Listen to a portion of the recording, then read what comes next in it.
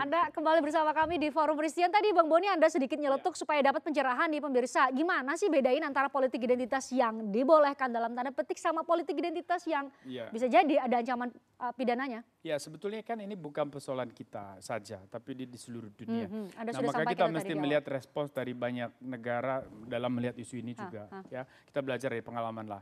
Kayak misalnya di Jerman itu kekal tuh yang namanya neo-Nazi itu kekal itu. Ya, tetapi konstitusi dan aturan-aturan turunannya itu adalah patokan. Siapa yang melanggar itu, siapapun, itu harus ditindak. Nah, apa yang dilakukan oleh Nazi, mereka bukan cuma demonstrasi. Ya, saya pernah ketika ada tinggal di sana, saya saksikan sendiri bagaimana mereka bikin bom sendiri. Mereka membuat betul-betul satu penyerangan, bukan sekedar demo, penyerangan terhadap aparat. Mereka bahkan ada yang membunuh orang asing. Ya, artinya teror itu mereka lakukan. Dan negara bertindak tegas. Negara bertindak tegas itu semua disikapi konkretnya berarti tegas. Teror. Tapi apakah partai politik yang berbasis identitas agama di Jerman itu juga diperlukan sama? Enggak. Tergantung bagaimana dia bersikap di ruang publik kan. Kalau neo-Nazi dia mengandalkan kekerasan, maka ditindaknya juga dengan respons yang tertentu. Nah, bagaimana dengan Alternatif für Deutschland, partai baru AfD, yang muncul setelah gelombang pengungsi Timur Tengah masuk ke Jerman di 2010-2011, di situ muncul sentimen anti terhadap asing. Lalu kelompok-kelompok sayap kanan ini, right wing populis ini, populis sayap kanan ini kemudian membentuk partai dan mereka tiba-tiba menang dan besar, hampir 16% pencapaian. Apa yang terjadi? Di parlemen, Alternatif für Deutschland. Dan mereka fine-fine aja karena mereka mengikuti aturan demokrasi, tapi mengusung identitas agama.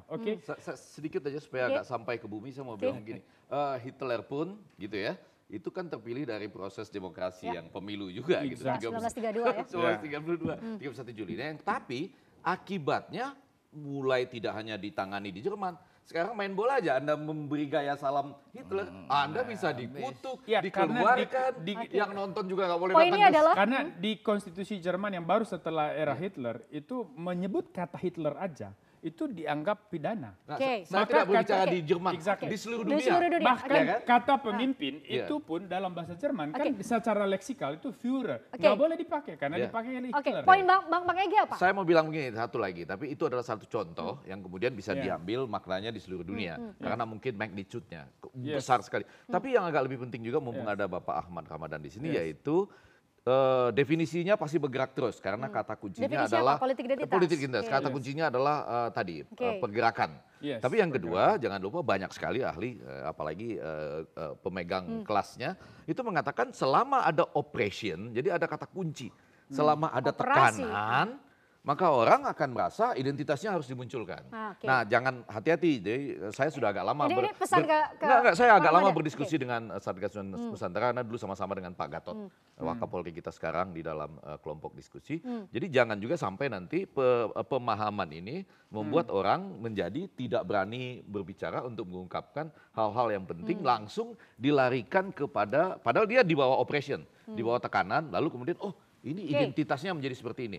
Kemungkinan itu ada kan dalam sejarah pergerakan. Jangan sampai orang takut. Kita mintai tanggapan dari Brigjen Ahmad Ramadan. Jangan sampai orang takut bagaimana Satgas Nusantara nanti Pak Ahmad Ramadan untuk kemudian jangan sampai ini lihat Satgas Nusantara jadi takut untuk bicara.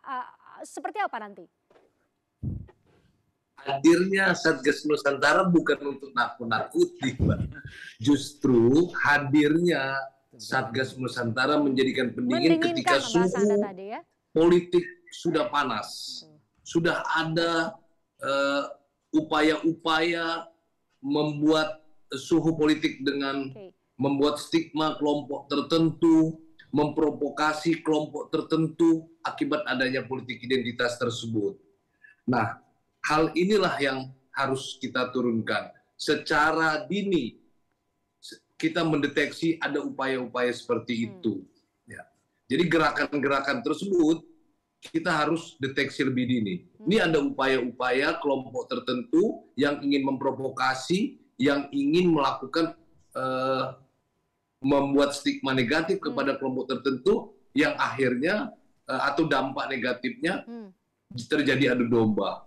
Yang nanti endingnya adalah salah satunya disintegrasi bangsa. Oke. Ini yang tentunya tidak kita Oke, inginkan. kita dalam konteks itu juga disintegrasi bangsa untuk mencegah jangan sampai kemudian disintegrasi bangsa itu yang kami menjadi dasar kami melakukan perbincangan di forum Christian dengan menghadirkan bapak-bapak. Terima kasih Brigjen Ahmad Ramadan. Kami ingin sekali berbincang lebih banyak tentu dengan banyak hal termasuk juga Satgas Nusantara. Terima kasih sudah berkenan untuk bergabung secara virtual di forum Christian. Saya lanjutkan dengan bapak-bapak yang lain. Saya mau balik lagi ke tadi 2 subjek yang sudah kita dapatkan. Bang Fahri sebut partai politik juga ikut dalam kontestasi, setidaknya pesta demokrasi yang kemudian bisa secara cepat di-relay dengan pemirsa. Dan tadi ada elit partai politik. Bang Andi, ketika disebut 2 subjek ini ada partai politik dan elit partai politik, berarti partai politik dan elit politik kita yang membuat ini mencapai titik kulminasi atau? Iya, partai politik dan elit politiknya melihat dinamika begini mereka ikut. Jadi Anda mau menyalahkan rakyat maksudnya? Loh, saya sedang tidak menyalahkan rakyat, saya hanya ingin memotret realitas. Oke. Kalau rakyat, berarti Anda mulai menyalahkan partai politik. sebentar ya. Masuk lagi. Itu gini, kita lihat aja realitasnya. Kalau rakyat di bawah mintanya sembako, maka politisi kasih sembako. Enggak, Anda coba deh turun di bawah itu. Kalau rakyatnya minta ayat-ayat, Anda terus kasih orkestra dangdut, ya nggak masuk. Jadi kita sebagai politisi, siapapun politisi pasti akan masuk sesuai dengan perilaku pemilih di situ seperti apa. Jadi kalau untuk mengakhirnya menurut Anda kuncinya ada di rakyat? Lihat ya, saya kata perbandingannya. Amerika tadi kita cerita tadi itu. Coba bayangkan berapa pendapatan per kapitanya hari ini. Lihat bagaimana tinggi edukasinya. Masih begitu. Kita ini pendapatan per kapita kita $4.000 per tahun. Itu tapi di Amerika itu kan yang mulai memuncak di zaman Trump. Sebelumnya itu tadi karena itu kesadaran elit itu kesadarannya relatif tinggi, bagus, manajernya bagus. Dengan yang kayak begitu saja terjadi dia. Tadi kan kita cerita terjadi. Apalagi di Indonesia yang tingkat pendidikannya itu terbatas. Dan kemudian tingkat pendapatannya juga rendah. Jadi di Amerika itu ya kalau saya baca begitu, agama dijadikan identitas tidak, dijadikan strategi tidak, iya. Tetapi dalam konteks nilai-nilainya. Nilai-nilainya sehingga itulah muncul yang tadi partai konservatif dan liberal. Jadi misalnya sudah ketahuan lah yang namanya partai konservatif itu akan menolak aborsi karena menurut agama aborsi itu dilarang. Tetapi yang liberal kan tidak menerima karena dari sisi kesehatan. Karena kan kalau orang liberal ini kan agama atau ayat-ayat agama dalam kenyataan bagaimana menaikkan pajak bagi orang kaya. Ya misalnya itu nilai-nilai itu bisa saja dipakai. Iya, jadi nilainya yang diapakan di transendensinya. Jadi kemudian itulah yang tadi bahasa Bang Fahri jadi konservatif dengan liberal.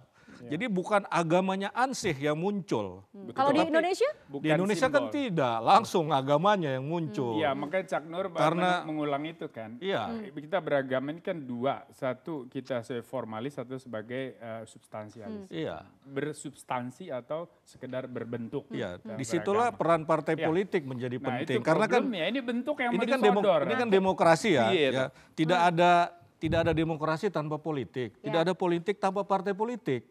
Kira-kira begitu. Ada tiadanya politik identitas ya tergantung partai politik juga kalau rumusnya kayak begitu kan. Tidak ada demokrasi tanpa politik, tidak ada politik tanpa partai politik. Ya kira-kira seperti itu di zaman politik modern. Di zaman dulu tentu saja tidak perlu partai politik. Ini 5 menit terakhir jadi saya mulai dari Pak Usman. Apa yang harus kita lakukan kalau subjeknya tadi kita sebut elit partai politik dan juga partai politik. Apa yang harus kita lakukan? Konteksnya pemilu 2024. Kita harap tidak ada lagi saling saya kira itu tadi elit dengan partai politik atau elit partai politik kalau mau digabung ini bisa mengelola identitas atau politik identitas secara positif.